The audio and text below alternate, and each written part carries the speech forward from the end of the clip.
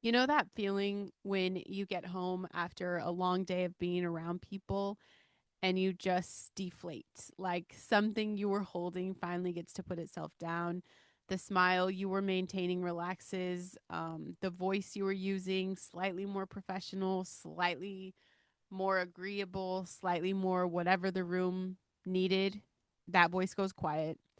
And for a few minutes before the notifications start and the responsibilities remember themselves, you get to just be. Like nobody's watching, nobody needs anything. It's just you. And now here's the question that nobody asks in that moment: who exactly just walked through the door? Because if you've been performing long enough, posing, pretending, and most of us have, the answer is genuinely complicated. There's the work version of you. There is the family version, the church version, the social media version, the version you are with your oldest friend versus the version you are with your newest coworker. And somewhere underneath all of those versions, there's supposed to be an original, like a baseline, the actual you. But if you haven't spent real time with that person in a while, if the mask has been on so long, it starts to feel like a face, you might not be entirely sure who the fuck that is anymore. And that's not a small problem.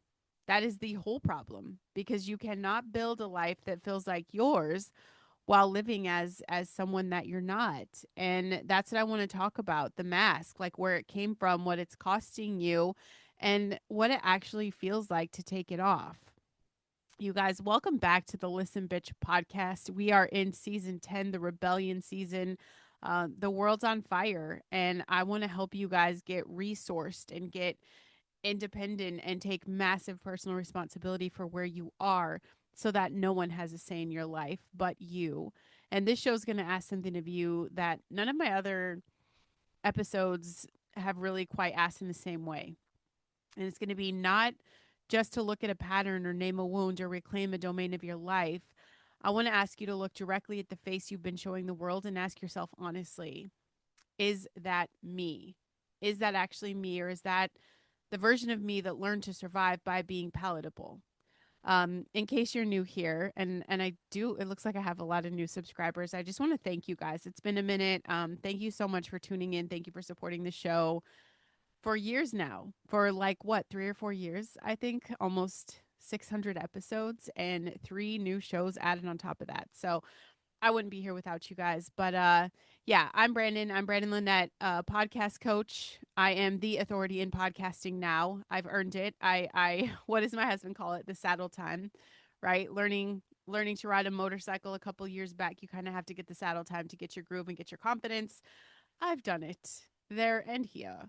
Um, and my message is simple. Your mess is your message. And the gap between who you actually are and who you've been performing to be, like putting on that show, that gap is the mess. And what lives inside of it is some of the most powerful, most specific, most irreplaceable message you will ever carry, but it only comes out once you're willing to drop the mask. Today's episode is brought to you by my vibrotactile tech. Okay. In fact, I'm just thinking I kind of have butterflies and I'm like, what's going on? Because, I'm just recording this show. It's not a big deal. But I have some back to back interviews, and actually a double interview. I messed up as a host last week and horrified myself. It was embarrassing. I'm honestly just still horrified. And I got a second chance and he rescheduled and it's right after this. But I'm sitting here and I'm like, man, I've got the nerves. I feel them. And I'm thinking, I did not put on my patch. Okay.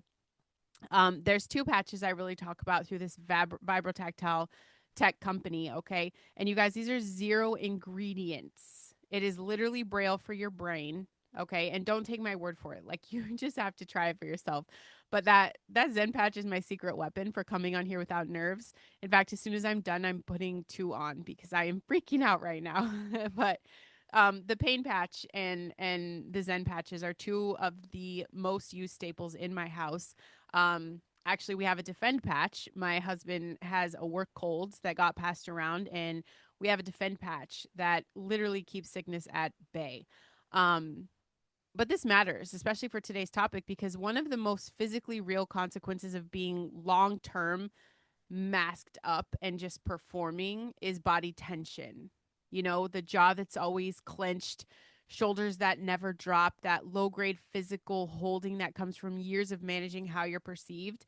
My husband's back was carrying that kind of load and more. Years of pain, and that pain patch has addressed it without chemicals, without drugs, without compromise, without adding more to a body that was already overwhelmed. And again, the Zen patch, if you're someone who needs to show up focused and present without the static of anxiety running underneath everything, that's your tool. I get the focus, the calm, the clarity, no jitters, no fog, no pharmaceutical dependency bullshit. Just you at your best actually in the room. I have the link in the show notes. Okay. So you're going to want Liberty and Zen. If you've got kids in school, work in the public, you're going to want my Defend patch as well. But anyway, let's talk about this mask because you've been wearing it's the one you've been wearing so long. Like, you probably forgot you actually even put it on your face. And I want to make this kind of clear for you guys. Authenticity is not the same as transparency. And this matters because a lot of people hear, and I say it like, be your authentic self. And then they panic because their authentic self has opinions and edges and wounds and desires and a whole inner life that they've been managing carefully for years. And the idea of just letting that all out unfiltered in every direction sounds less like freedom and more like a grenade. I've never been afraid to be the grenade, which is why I'm in Facebook jail again. But that's not what this is. Authenticity is not the absence of discretion. It is the presence of alignment between what you actually think and feel and value and then how you actually show up. You can be authentic and still be appropriate. You can be real and still be wise without context. What you cannot do, not sustainably, is without paying a serious price, be fundamentally different on the inside from who you present on the outside.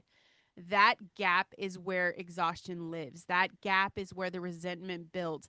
That gap is where the quiet desperation of a life that looks fine but feels incredibly hollow, that's where that comes from. And the mask isn't evil. The mask is smart. At some point in your history, in your past experience, the real version of you showed up fully, honestly, without the editing, and the environment responded in a way that taught you that version's not safe here. Maybe it was dramatic and obvious. Maybe it was subtle and cumulative, but the lesson landed. Modify yourself, shrink yourself, manage the presentation, be the version they can handle. And you did because you were smart and you were adaptive and you needed to get through whatever you were in. The problem is the mask doesn't know when the season is over, it just keeps doing its job. And this is the people pleasing trap. Okay. You are not being kind, you're being afraid. I know that's a hard sentence, so I say this with love, okay, before I say it with full clarity. People pleasing feels like kindness. It does. It looks like consideration. It presents as being easy to get along with. You're flexible, you're low maintenance, not a burden. And sometimes it genuinely is those things, but a lot of the time, if you are honest, and I mean really, really honest, it is fear wearing, putting on a performance.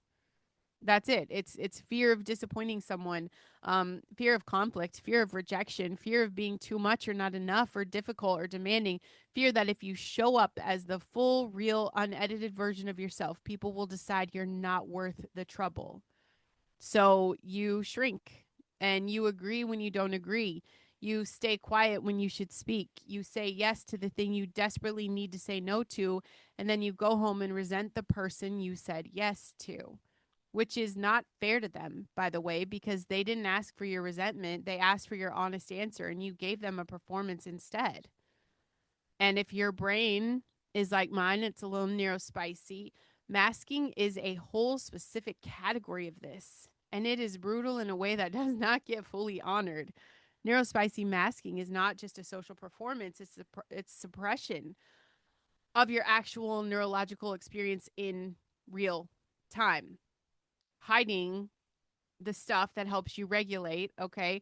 forcing the eye contact that costs you cognitive bandwidth, performing attention in a way your brain doesn't naturally produce, translating your internal experience, which is real and valid, it's just that it's different, into something legible to people whose brains who work differently, and doing all of that continuously, automatically, invisibly, while also trying to do everything else your life requires. The burnout that comes from neurospicy masking is not regular tired.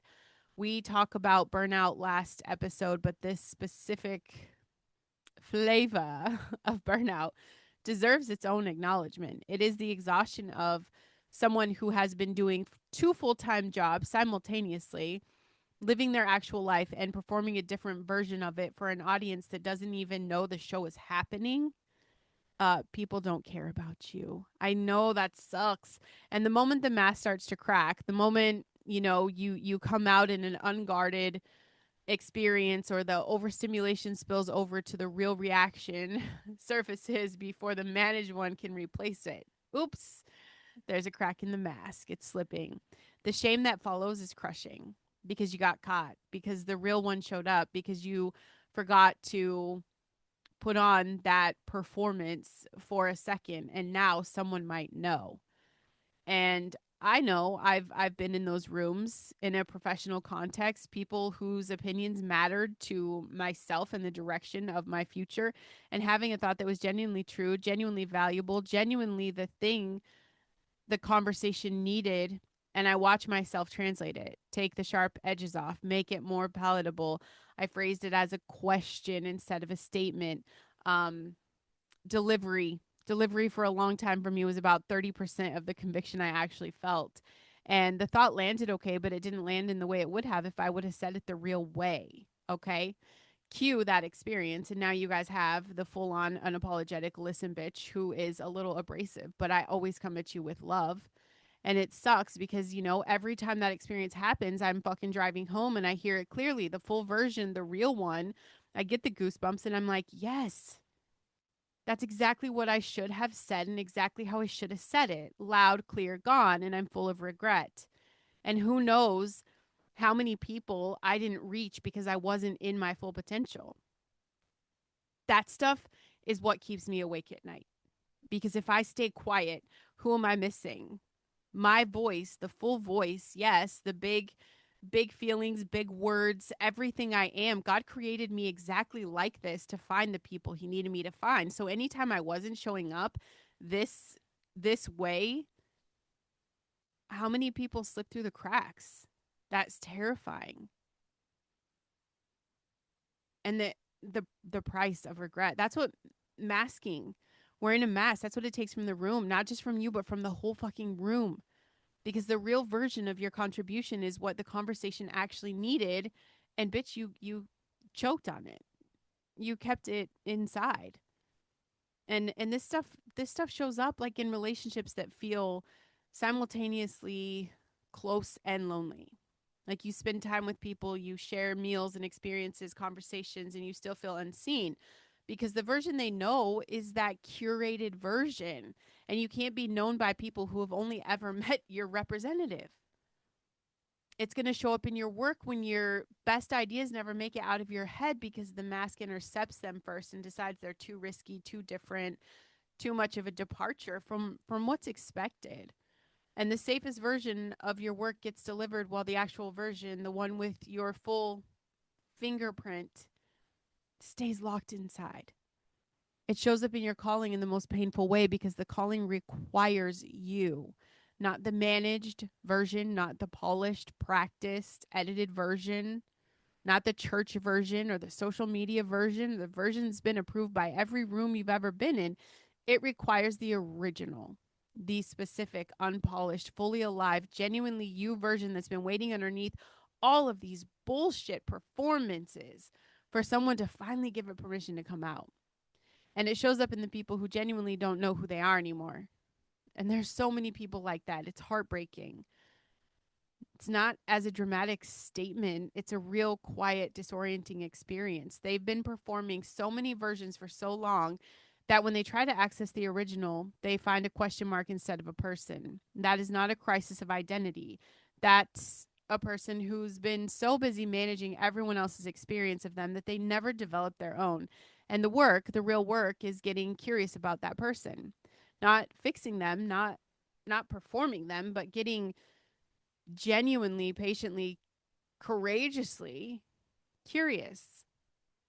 And this rebellion, the rebellion that matters, has always been about one thing underneath everything else: becoming someone the system cannot use. And the most useful version of you from the system's perspective is the one that has no strong sense of self, the one that can be shaped by whatever narrative is loudest, the one that doesn't have deeply held values and clearly expressed convictions and a voice that says the true thing, regardless of how it sounds and regardless of what's coming back at you, the backlash.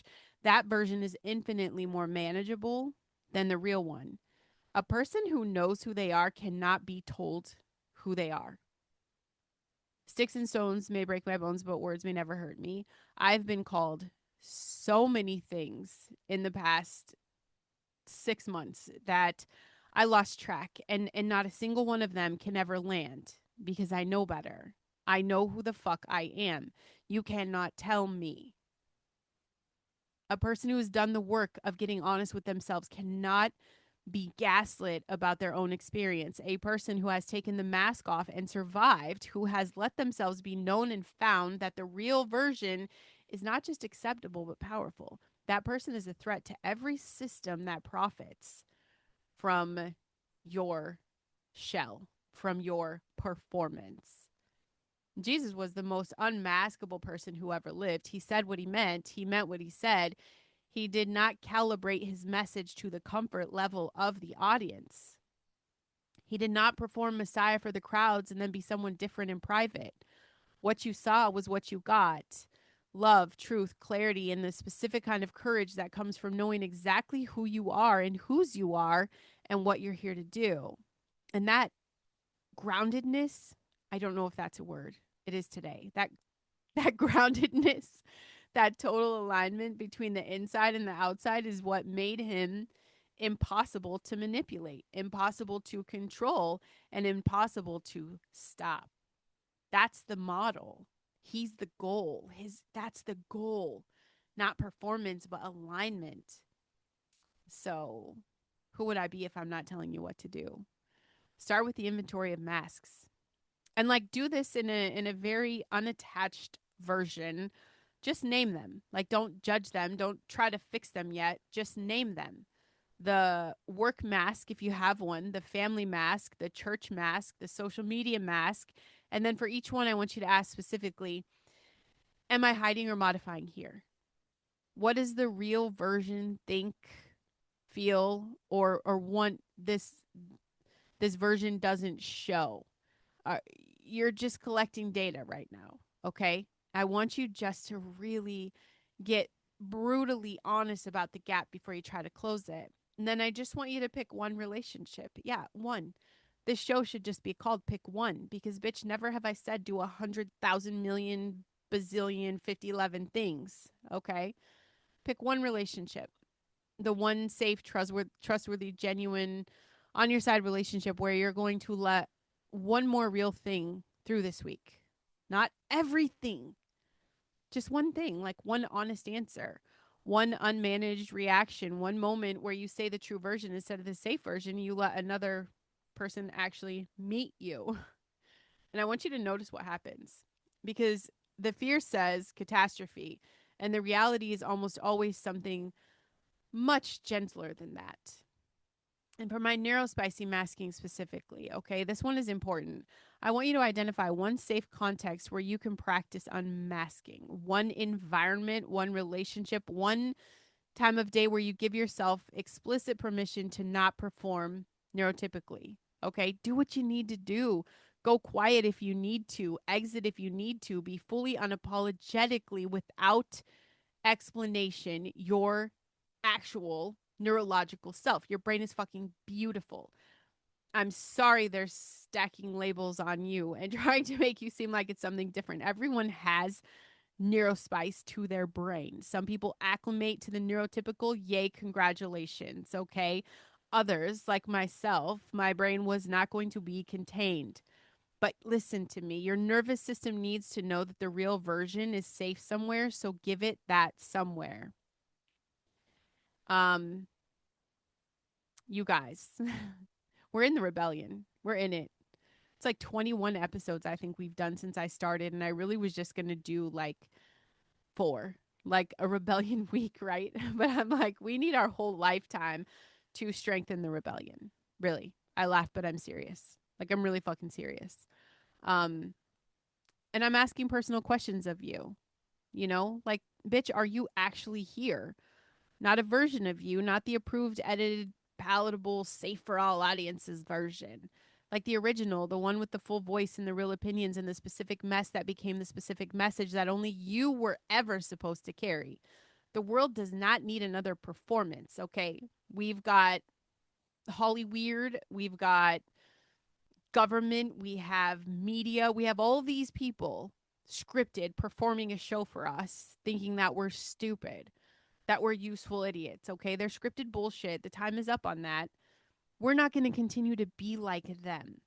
What the world needs, what the people you were made to reach are desperate for, is someone who took the mask off and kept going anyway. Someone who let themselves be seen and survived it. Someone whose authenticity gave other people permission to stop performing and start living.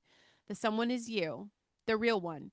If this episode lands somewhere in your soul, okay, please like the show, please subscribe, and leave a written review. I love the stars, I'm grateful for them, but it literally takes 2 minutes and it changes the trajectory of who gets to find the show. And make sure you share this out. Head to brandonlynette.com, get on the list. Please go watch this episode on YouTube. I need some subscribers, you guys. I needed to get to 500, and I think I'm barely halfway there. I'm not going to say barely because I couldn't have done it without you guys. I literally started at 0. Okay, so 250 is a lot of fucking people, and I appreciate that. But I am asking for your support. Please go support the YouTube channel. Um, and grab the pain patch and the Zen patch from my link in the show notes, okay? If your body's been carrying the weight of performance and deserves that actual relief, okay? You also could check the show notes. You guys, I have launched my podcast coaching because I realized how important it is and really how underused this market is. No matter what you're doing, I don't care if you're a coach or a podcaster, network marketer, uh, whatever it is. If you need to expand an audience and you're like me and you don't want to cold message people all day or join a bunch of groups and put on fake relationships, get a fucking podcast show. Like, do it now. I have a free support group where I spill all the secrets. You guys, I am the authority on the shit now. I've done it. I've been through enough hell that I get to help you wade through it without getting burned. Okay? That's what I do. Um Different options. The group is free, but you can literally pay to work with me and we will have a show launched in a week. Literally in a week with a game plan and a map. Okay. You'll know exactly where you're going, what you're doing, what your voice is expressing, who the fuck you are, and the message you want to get across, and how it's going to expand your business and your reach. Networking. I don't care what you're doing in life. If you're not networking, you're missing a lot of people that were meant to be in your container. Okay. So, anyway, on top of that, I do have an interview show. Okay. Tell me why you're special. If you have heard that, awesome. I appreciate that. If you haven't, go check it out. I interview people with real stories, and if you have a real story, I want to see you on my show. But bitch, before you come on, you're gonna have to take the mask off because I want the real version of you. That's always going to be the better story, and that's what that show highlights. So that's it for today. I'll see you bitches later. Love you.